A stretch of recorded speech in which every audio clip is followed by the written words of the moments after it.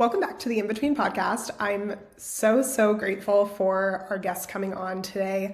Her name is Ashley, and she is the founder of First Choice Insurance Group. The funny story is that Ashley and I have been in each other's passing for probably years, and we never actually connected until probably 6 months ago. And I, of course, was like, you're meant for this podcast, so we need to chat. So we had a really good conversation. Ashley is in the insurance industry, which we all are probably thinking, okay, insurance, not that sexy. But let me tell you, she makes it sexy. She has built a business rooted in caring for and protecting families with what she does. And truly, her story goes so much beyond business. After 7 years of infertility, Ashley and her husband recently welcomed twins, and she has just had such an incredible journey that has shaped her faith and resilience and truly impacted me in ways she'll never know. So I am super stoked for you to listen to this episode so that you can learn about Ashley, learn about what she's been through and her in-between moments. We talk all about building with intention, how to walk through long seasons of waiting. She knows that better than anyone, and what it looks like to navigate the in-between in real time, because we're all in some sort of in-between moment. So let's get into it. Welcome to the In Between podcast. I'm your host, Cassidy Owen, and I'm the founder of Cassidy Lynn Social, a social media management agency dedicated to helping brands find their authentic voice online.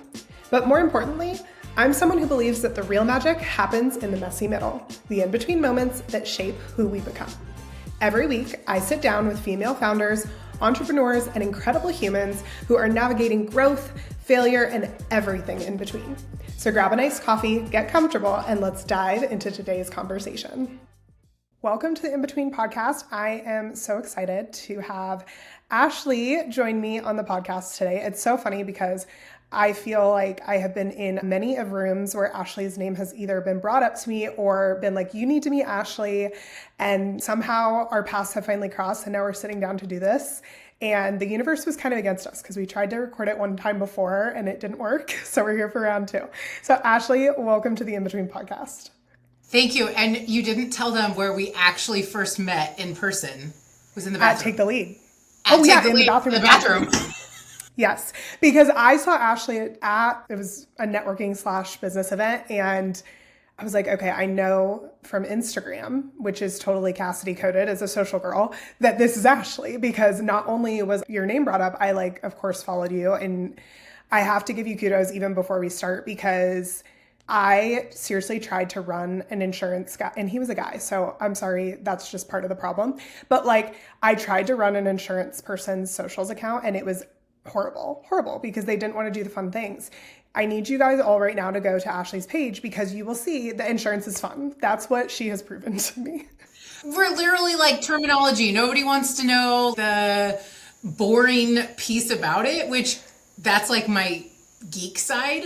I tell people, I'm like, they think used car salesman when they hear insurance, and I'm like, no, literally just go make friends. This is what I love to do, because nobody wants to deal with insurance. I love it though, because you've made it your niche. Let's make fun of these things no one understands while teaching you at the same time. And my favorite part is that your staff is so cooperative. They're in all the videos. It makes it just so engaging and fun. And we will get to socials, but I want to jump in and chat about your business and insurance, because I don't think, maybe I'm speaking for people here that do love it, but I don't think there's many people that are raising their hand. I would love to own an insurance company, and I would love to run a team and make it so successful. So I would love to hear the story behind, I know a little bit of it, but behind your why of one, owning a business, and two, jumping into the insurance industry. Sure. Born an entrepreneur. From the get-go, I knew I had to own a business, and I love doing it. And it literally goes all the way back. I don't even remember. My parents will listen to this podcast and correct me. So I want to say I was 12 or 13. They always made me work for anything that I wanted to do. I was on a travel basketball team. I'm a big sports family. I was an athlete all through college. And I had to raise money to go to this tournament in New Orleans. And so my parents were like, great, you have to raise half. So I said, perfect. I set out on my own free will to the local Safeway. I spoke to the manager and I said, can I sell hot dogs on the weekend? Can you give me a discount for all the supplies and I'll sell them right out here. I'm doing it for fundraiser. Luckily, I knew them, small town, so I knew they gave me like 20% off. So it started from there. But I had to get my real world experience. I kind of done a lot. I've done sales, I've done customer service, I've done the whole thing. And then kind of when '08 hit, that's when I pivoted. And I had a family friend just say, you need to get into insurance. It's the best industry ever. And I'm like, it sounds a little boring. Not sure I want to do this. However, you have to have it. So there's a lot of industries that are ebb and flow. It's always interesting because I'm the black sheep of the family. My whole family are retired or current teachers. And I knew I love kids and I love kids of all ages. I knew definitely wasn't elementary school for me. Sure as heck wasn't middle school. So I'm like, okay, I'm going to be a high school teacher following my dad's footsteps. But then going back to visit the high school, I'm like, I don't think this is a fit either. I'm just going to go into business. So I did it, and my parents continually remind me, you are teaching because you're educating your clients. Our agency isn't necessarily for everybody. Some people just want the online, don't quite understand what I have. This is the experience I want. Don't want to talk to anybody. Sure, that's great. You can do that. There's something for everybody. We really come at it from a consultative approach and from a protection approach. So we are very understanding of pricing and being sensitive to pricing, but you're going to be really upset if you've paid insurance for this long time and then you actually need it and you don't have the right coverage. So it's just a great industry. I've enjoyed from educating people, properly protecting people. One of the best experiences, although sad, was handing a family a life insurance check because their parent passed away and I wrote that policy. So it's little things like that that I keep close to my heart and remember my why. And I've been able to help with sad claim situations. I've seen it all. I'm going on, I think, year 17 in the industry. So I started working for somebody else for the first 10 years. And then I just was like, well, that entrepreneur piece was like, came out and I was like, I can't keep working for somebody else. I feel like I'm a really good employee, but I don't like that. I don't like being told what to do. So 7 years ago, last month, went out on my own and have built this. And so we turned 7 years last month. So. Wow. Congratulations. Thank you. That's a long time to be in business. And I mean, 17 years in your industry, that's crazy. You've seen a lot. I've seen a lot, and it shows my passion. I truly love what I do. Yeah. Truly. But within that, and even just going from employee to business owner, you've had those pivots even within your business in the last 7 years. So how have you learned over time to trust yourself when you're in a time of in between, or you don't really know what's going to happen next, but you know you're going to keep going forward? You're making it sound like I have it figured out. That was my hope. You don't? Oh my gosh. Cancel the interview. And sometimes it's like, oh, wait a minute. It's funny being an entrepreneur and just a business owner has a lot of really cool things, but people forget there's a lot of risk too. They forget the hard that comes with the payout. Kind of the age-old saying, the bigger risk, the bigger reward, which I'm starting to feel that reward now, which is fantastic. But that's not to say last year and times in between were really, really hard. It is the blood, sweat, and tears. I've been through quite a bit to know I finally just have that, like, I do know what I'm doing. Not to say that I have to question myself on some things, but it's like, it's gotten me here. Like, I'm like, okay, this is really cool. I'm doing really well. I've won some really cool awards, and I have the most amazing team that trusts me. People have been with me for years on my team. I just need to remind myself, I need to kind of like reset that nervous system and be like, nope, I know what I'm doing. I have that confidence, and it's a work in progress. I love that you say that though. And I love that you say, oh, I'm supposed to know everything, or I'm supposed to know it all, because I think that's like the greatest lesson, at least for me in my 20s, was like, even in corporate America, no one knows what they're doing. All of us are figuring it out as we go and either learning from someone who already figured it out or we're figuring it out ourselves. And that's so true in business as well. And even though you can have all the mentors in the world, you can have the life coach, like all these different pieces, you're still the one that has to figure it out. No one's handing it to you. And so I love that you're transparent about that. I probably know it makes you such a great boss because it's like, there's no pressure of like, hey, I know everything, you don't, so you have to go figure it out. It's like, hey, all of us don't know what we're doing, but we're going to figure it out. We're going to use our past experiences to handle one situation at a time. And I think that's why I love my industry. I'm sure this is across any industry, but it makes it hard for onboarding and training new employees. But there's no way to like hand you a playbook to learn insurance. Every day in year 17 now, I learned something new. I'm like, I had no idea that that coverage specific thing happened here. You're constantly learning. I'm a lifelong learner, so I love that. And one thing that just made me feel like it's okay not to know everything is my mentors in my industry that own agencies 4 times bigger than mine. To hear what they're going through, especially these last 3 years, has been a lot of upheaval in our market.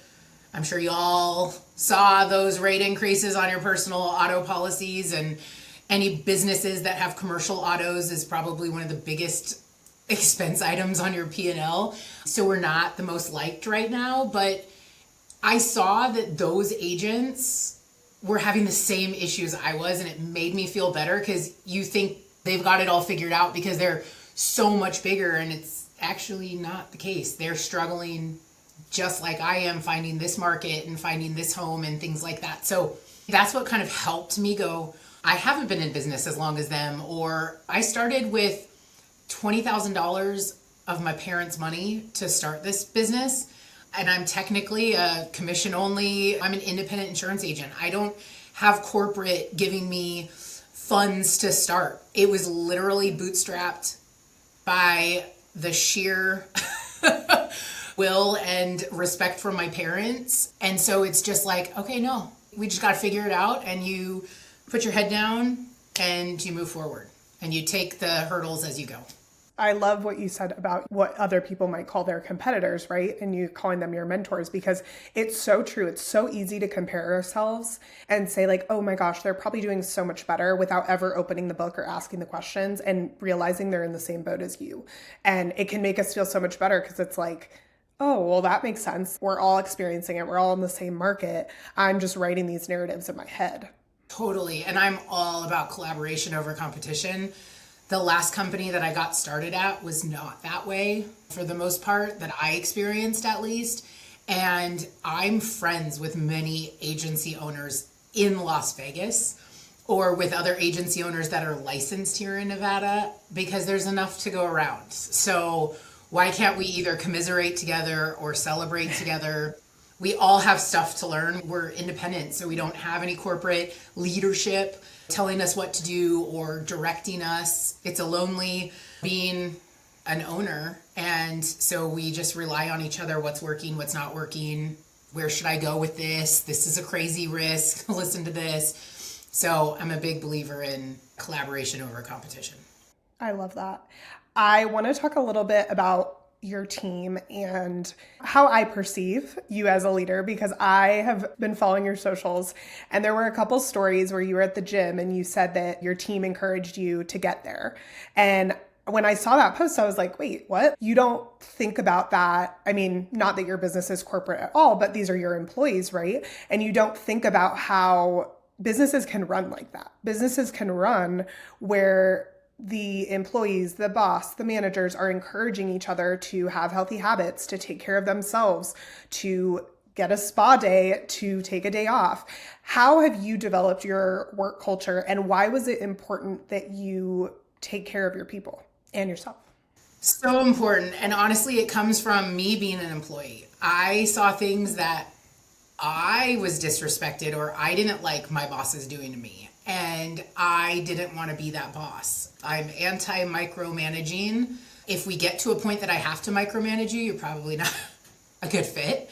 And we just have a specific clientele at my agency, and I have to have people that I trust that'll take care of people, because I'm really almost one foot out the door of working on my business than in my business. As a business owner, that's a lot. I remember, so I've done it in segments. So I have a personal lines division and I have a commercial lines division. And my personal lines division, I got out of several years ago. And my team just, they needed to fly. They needed to be able to do it themselves. And they almost like pushed me. My office manager is like, let me handle it. I've got it. And I'm like, okay, all right. It's hard to let go. We all have that control freak in us. But I think to me, the true success is I have the team that I can trust. And I'm out in the community. That's what I enjoy doing, is making the friends and just getting involved in the community and giving back. And so I am out there saying we're this boutique agency that gives you this level of service. I can't be preaching that if it's not happening. Not to say we're perfect. We've messed up, but we always own our mistakes. We're very transparent, and that's a big deal. And so my team feels that. We have our core values. We just preach all of that. And that's how we treat our employees that way and the team. But then we also, that reflects back to our clients as well. So there's many a times that I messed up and I straight up, look, this is what I did. Let's fix it. Anytime I try to get involved in, I'll help the team and I'll just process this little change, I'll mess it up. And now it's caused extra work. And they're like, really? Just let us do it. And I'm like, fine. I won't. I give you more work. And so they're awesome. And I'm very selective with who I hire, when I hire. They always say slow to hire, quick to fire. We're probably ready to hire somebody at the end of this year based on our growth. So, but I have like a specific who I want. And I know this sounds silly. There's no like manual. It's just, I have to listen to my gut. So I can interview you. I really actually don't care about your insurance experience, because that piece can always be trained. It's how you treat the team. The culture is super important, because I feel like that flows out to your clients. So just entrusting them and giving the autonomy. My team has the autonomy to tell this prospect, you're not a good fit, and they're not going to get yelled at. At our old job, we had to write everybody, whether they were yelling at us, whether they were disrespecting us, didn't matter, because we were also salespeople and it wasn't our agency. But I know my team loves that part of the job. I'm like, I trust you. If you don't want to work with them or they're not a good fit, say it, tell them. So it's important that everybody has that autonomy on my team. I love that. I think that's probably a big, big bonus to working for you, because I can't imagine even just sitting here as a business owner. I'm like, oh, you have to have that trust, right? You have to have that trust that they're going to make that right decision. But it's the same thing for me with the gut feeling of like, you can have it all on paper and it just not align. And I just went through hiring someone, and I had that same thing of like, every time I would sit down and be like, okay, all these candidates have everything on paper, but which one am I going to get along with? Which one are my clients going to get along with and like working with? And that part is so much bigger than like, even just if they don't know all the information, for them to just say, even to my client, like, hey, I'm going to figure that out. I don't know right now. I would rather you say that than it not be a personality fit, it not be a value fit. I think it's like the edge that us females have is that secret sauce is our gut. I think it takes us a lot farther than crossing the T's and dotting the I's on paper. Well, it ends up being, in my opinion, longevity most of the time, right? Like you mentioned, you have a lot of team members who have been with you for a long time. And that was my last assistant that had got a new job opportunity. And so when I went to hire again, I'm like, oh my gosh, like I've only done this once. Knocks you down a step, doesn't it? You're yeah, like, because it's like my gut had followed me, and I had this great person for 4 years, and I was so excited for her to go on and like do bigger and better things. But then it was like, okay, got to turn that gut back on again. And like I was so stressed about making the decision. And it was actually funny because I had voice memoed Lisa, a mutual friend of ours, and I was telling her all about the candidates. And she was like, well, you keep talking about this one, even though the interview was shorter or whatever. So she was like, that's the one I think you should lean into, because you keep bringing it up. And then when I asked myself, I was like, oh yeah, I have been. Like I was really impressed, right? And so okay, well, side note right now, The fact that she even gave you that direction makes me so mad because in my calls, she's like, well, what do you think? Well, what do you she do? does that to I me need too. you to make the decision for me and tell me. And she's like, no. Oh, she does that to me too. And I give her this look and she's like, you're not going to like this. And I'm like, don't ask me another question. Do not ask me another question. So she must have been nice that day. No, I'm just kidding. She's always nice. Man. And she says, that's a good coach. They're going to ask the questions. But I did appreciate that nudge because it was one of those things where it was like the gut was telling me and I was just not listening. I was like, well, I'm going to take all of these people to the next level. And it's like, great, now I'm going to waste 6 hours when my gut is like, lean into this one person. Could have saved so much time if we just trusted ourselves. Darn it. Exactly. Story of my life. Exactly. Right? We like to do things the roundabout way. We love a zigzag, and it's like, then you look back, you're like, oh, I really put myself through the ringer. I want to chat about your sweet little miracle babies because those sweet kids came into your life in and in between. You had to work hard for them in the middle of building your empire. Can you share with my audience a little bit of your journey to your sweet twins? Yeah. Hopefully I don't cry. My husband and I battled infertility for 8 years. I knew I wanted to be a mom. I've always known that. 2 kids, great. Like, it was definitely a process and an emotional journey for sure. Not to mention financially, but everything happens for a reason because I was going to go down a different path, opening a different type of insurance agency, but I didn't have the assets and the funds to get approved for that. So I'm almost very thankful because we were spending it every dollar on fertility. So we had 5 rounds of IVF, which isn't cheap, probably close to over $80,000. That we went through, and we even had a miscarriage, so we got so close. We switched fertility centers to go out of state, listened to my gut. This one worked. So it was just a long process, and I decided to open my own agency, open my business before they were born. I was actually 1.5 years in, I think is the total. And then we did my final round. My husband and I, it was our final 2 embryos.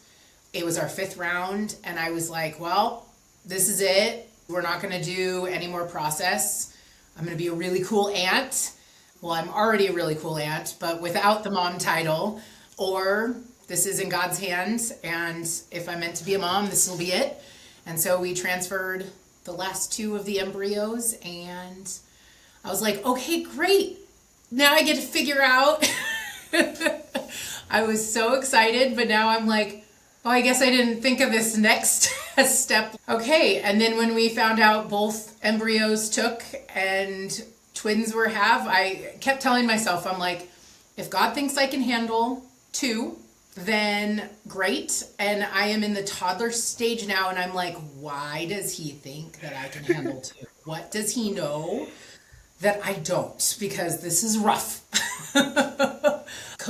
Hiring coaches and having coaches is the only way I've been able to survive. But it's why I wanted to be an entrepreneur. I wanted the flexibility to, if my kid's sick, I don't have to have this boss who's giving me the guilt trip that I have to stay home. It's why I've built my business to run without me, that I can step away and do these things and really enjoy these miracle babies that I prayed for 8+ years. And so it's a massive learning curve, that's for sure. Running a business, raising kids, they're my first and my last. So you don't know what you don't know, and trying to figure out the mess in between, but that's what makes it so beautiful sometimes.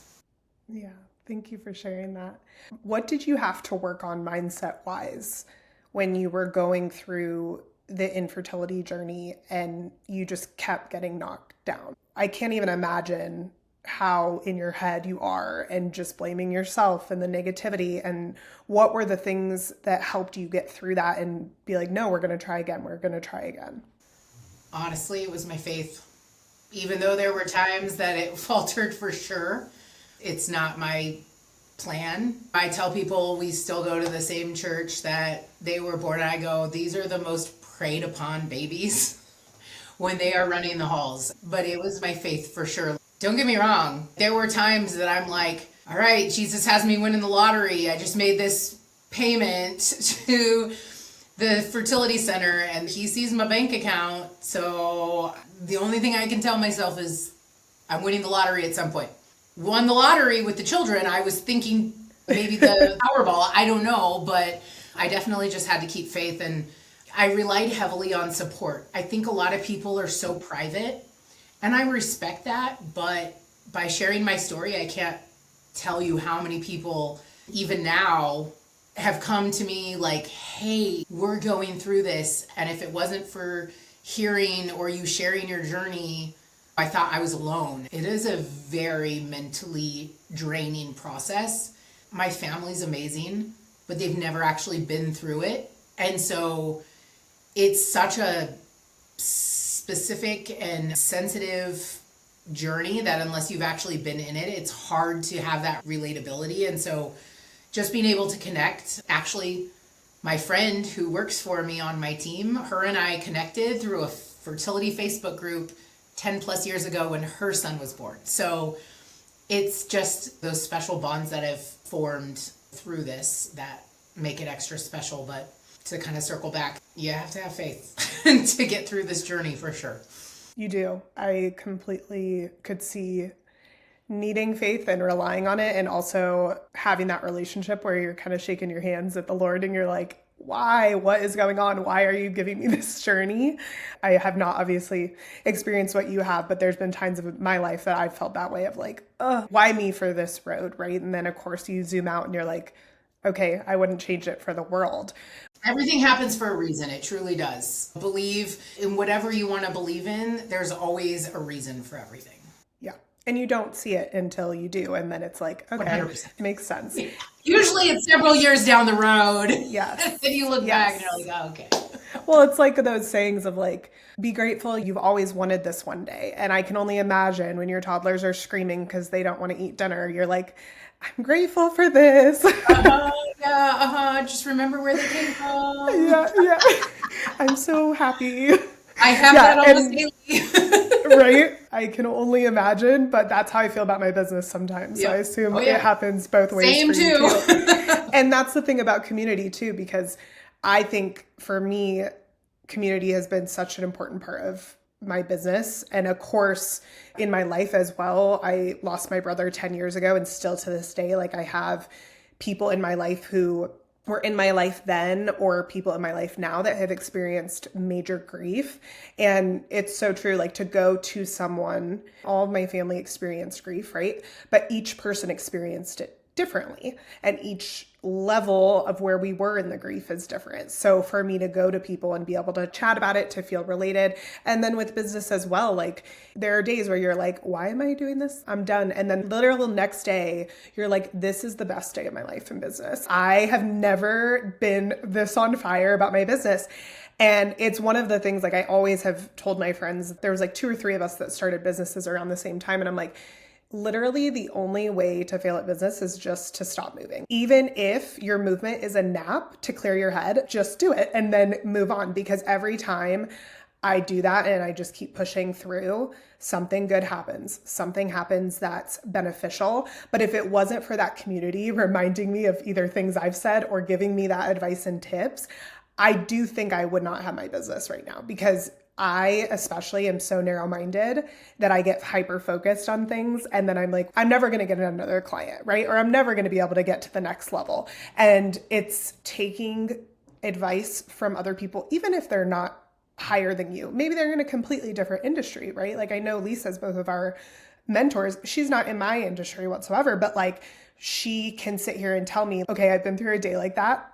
Take a second. Tomorrow's going to be different. Yep. She definitely helps calm my nervous system on several Yes. Yes. And that's the thing, right? Is like community can change so much of your life without even knowing it. I've had Michaela on the show too, who is also a mutual friend of ours. And we have literally have been friends for, I don't even think 9 months. And she has completely changed her entire business. I'm her biggest cheerleader. I'm like, let's go. Yeah. I'm eating for her for breakfast tomorrow, by the way. Yeah. Oh my goodness. I love Yep. it. She's completely changed her entire business off of a conversation her and I had at breakfast the first time we ever met in person together, right? So like the power of community is crazy. And now my business is shifting because of things I've learned from her and how we're collaborating. And it's like, I think in the in-between moments, that's one of the most crucial parts is not just community, because you said the most important part, being vulnerable enough to reach out and tell them what you're going through. Yep. I think that's why like I've shifted. I started scratch. I was the breadwinner of my family. I was our main head income source. And so when I left and started with next to no money, I mean, that 20,000 was burned real quick with the things you had to buy and the resources. So I'm like, how do I feed my family? I mean, thank God I didn't have my kids at that time. We paused for a little bit. It was a lot to shift, but only a short amount of time. And so I started my agency. I did a lot of networking. I did a lot of networking events, and I'm not discounting those by any means because it's how I got started. But I think where I'm at now in my business, it's more masterminds. It's more of, I want to be the smallest in the room. I want to be surrounded by these massive, successful people because I will learn so much from them. We're all going through, or somebody's been through what I'm going through. And so I've actually gotten some of my best clients from masterminds, but I'm not going into it with that mindset. But I've been able to kind of put the networking on the back burner, and just everything's been more organic. But it's how we've grown, is the community is learning from other business owners, and we're going through a lot, right? Whether it's motherhood, whether it's scaling, whether we're crossing the 7-figure line this year and really soon. So I'm really excited, but it's a big deal. Like you're like, whoa, employees, having a team, they're my family and I have to make sure they're taken care of. Am I doing this right? So it's just a lot, and it's a whole different shift of mindset and responsibilities, I think. So the mastermind in the community is so important to me. Whether it's female, whether it's male, it's all in between. There's different things for different stages, and I think we can all learn from each other. Absolutely. And you can try different things. That has been my biggest aha in the first quarter of the year, is like I am loyal almost to a fault, and I have been so focused on like 2 or 3 different groups I'm a part of within the community. And this year I signed up to join a social media specific group, and it's all what some people would call my competitors, right? Like it is all other social media managers from around the country. And it has been the biggest blessing, because to say things in these calls that I don't even need to explain, they know what I'm talking about, is like a breath of fresh air. But then it's also like, here's 3 ideas for you, or here's 3 tips, here's how I did it. And I never even thought of that. And so this year I had 1 month where I literally invested so much into all these different groups, just like right and left, because I was in this position of like, oh wait, I'm so stuck on this group because I love them and I'm like ride or die of these groups. But it's a disservice because I'm not looking at all these other things in how I can grow. And that's been really, really fun and eye-opening for me, because I'm just as much a part of those other things, but how can I learn and grow even further? For sure. And loyalty is probably my biggest strength, but 100% my biggest weakness. And I've had to learn those boundaries this year, even with clients who I thought were friends. And it was wild. And so I'm like, I've had to pivot, but even from the mastermind standpoint or different groups that you're in, there's definitely like, you don't want to, but you just need to make the decision. And sometimes it shifts. It's not even an outgrowing thing. It just, things shift and you have to figure it out. And last year was really hard for me, but I'm getting to finally breathe and see the fruits of all of that hard from last year. And so it's been really fun, but it lets me refocus. And those are the hard things. Honestly, the loyalty piece, or saying bye to this stage and going to this stage, is difficult because I care. You care. Absolutely. How do you manage to take care of yourself during all of this? Insert the silence. I don't know if I've figured that out yet. I am working on it.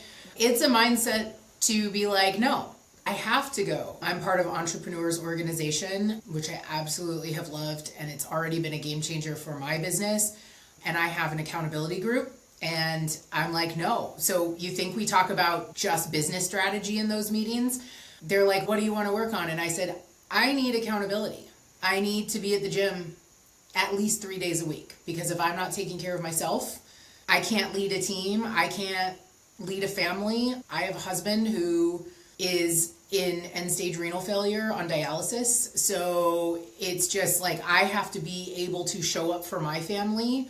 And if I don't take care of myself, who's going to do that? It's constantly like, no, I own my business. I get to pick up my kids at 3:30. I get to go straight to the gym, or I get to carve out time during the day and do that. So I don't have it figured out at all. It's a constant mindset that I'm working through.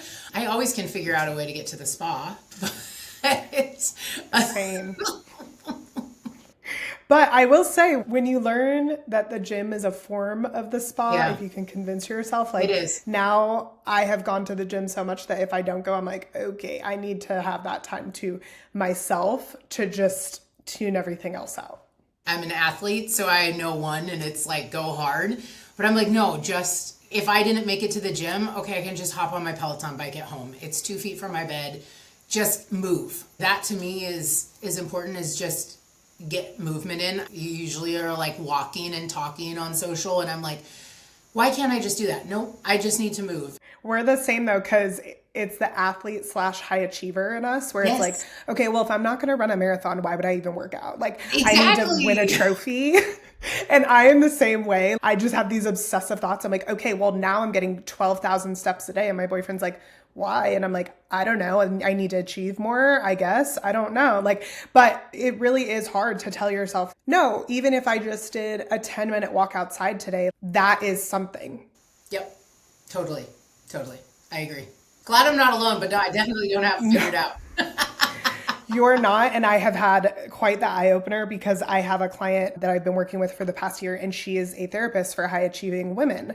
And at first, when I got her, I was like, oh my gosh, this is so fun, and I adore her. And every single week when I sit down to make her content, I'm like, ooh, there's work to be done, because she just like, it's like she's just writing content for me. And I'm like, okay. And so I'm learning so much, because you should say it. Mental health. She's great, Sarah. But she truly has taught me that, because we'll have posts and stuff just like what you said. Oh, well, if I'm not going to go full force, what's the point of even doing it? And it's that mindset of like, no, we're allowed to just do something small, just because that's all the time we had in our day. And something is better than nothing, both physically and mentally, especially from a business owner perspective of how much is on our minds.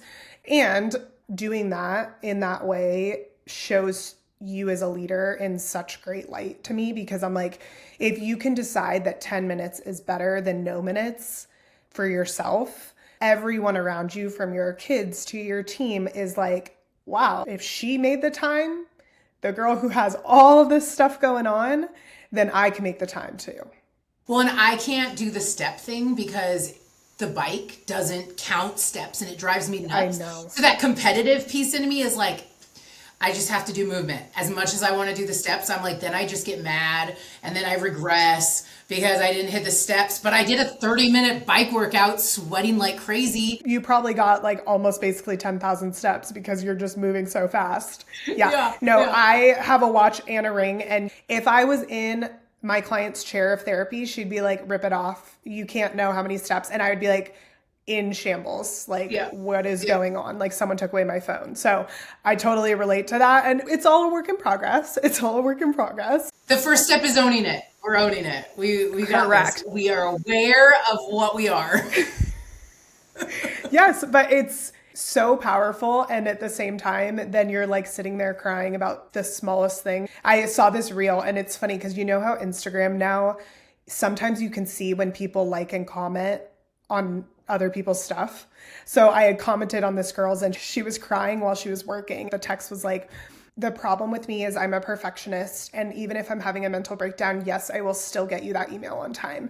And she's like crying writing the email. And I commented, and I was like, same, like, do you want to be friends? And then my boyfriend called me out. He's like, what is going on? Like, this is what you do? And I was like, I mean, sometimes, yeah, like you just need to release it, but the email still needs to be done. Like, you still gotta work. You still gotta get your shit done. And he's like, I don't understand that. And I'm like, yeah, you're not a high achieving woman. So it doesn't align.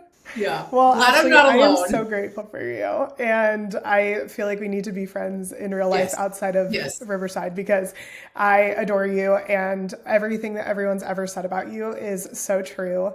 And thank you for showing up and being vulnerable all over the place. I personally love when you're on social media because you inspire me. I see your gym stuff. I see you working, and I'm like, okay, I got to get up and do the things too. We can do hard things. Yes, we can. And I just appreciate you for showing up online. I know I said it at the beginning of the episode, but there are industries in social media that people are not necessarily excited to talk about. And your brand specifically goes to show that things can be scary and not so sexy, but they can still be fun and lighthearted. And again, I really encourage anyone listening to this that if insurance scares you or if it feels spooky, to please go to Ashley's socials, because they really break it down. Yeah, and it's fun, it's lighthearted, but you also do really learn things. And then, of course, if you're looking for info on insurance, you can reach out to them. So will you plug all your things for me? Yes. First Choice Insurance. I think it's First Choice INS group on Instagram. We're slowly getting into the tiki-talkie. I'm not as fluent in that. I think that shows my age. But we're First Choice Insurance Group. We're based out of Las Vegas, but we are licensed in 13 different states. And insurance is boring and dry, so we just like to keep it fun.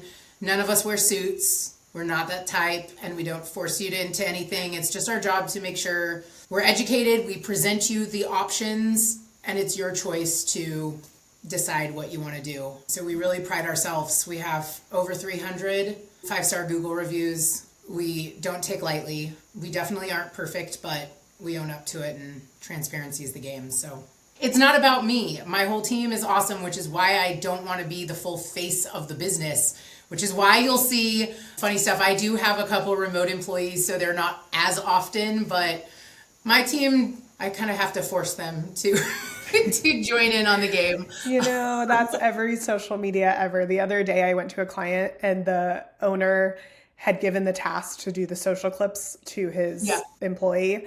And she was like, and I'm like, girl, it's going to be okay. We're going to have fun. I'm going to coach you through this.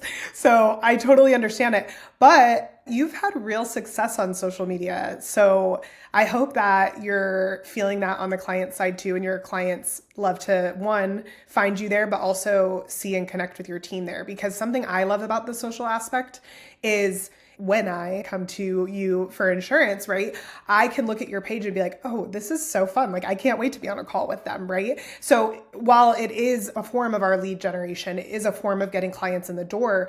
Personally, I think it's more important that it humanizes your brand and it shows someone before they ever hop on a call, before they ever get into your building, who they're working with and what kind of conversation they're going to be having. I will say from the get-go, more so in my industry, and I would say it's more male opinions. They're always like, don't spend the money on branding early on and build your clientele and the importance of where to spend your money. And I get that because we all start without money, but I can't tell you how many times because of our branding online, on my website, on social, because that's where people go when they hear about you and are referred to you. There's 20 other independent agents on my street or within a 5-mile radius that pop up. We constantly are asking when they see us on Google search and they find us and give us a call. It's because they saw all of our reviews, they went to our website, and our branding stood out way more than the agent next door. They're probably just as great. There's a lot of great ones in my vicinity, but that's what locks them in. And so I'm a firm believer in branding being a big piece, and if you can afford that up front, even simple, it doesn't have to be elaborate, but just think of your brand. And I know that's what you deal with on the social media side, is I can't tell you how many times that we've gotten that phone call because of the branding and what we've done on social. So we've grown all organically. I do not buy leads. I do not do any of that. It's through networking, community involvement, and referrals.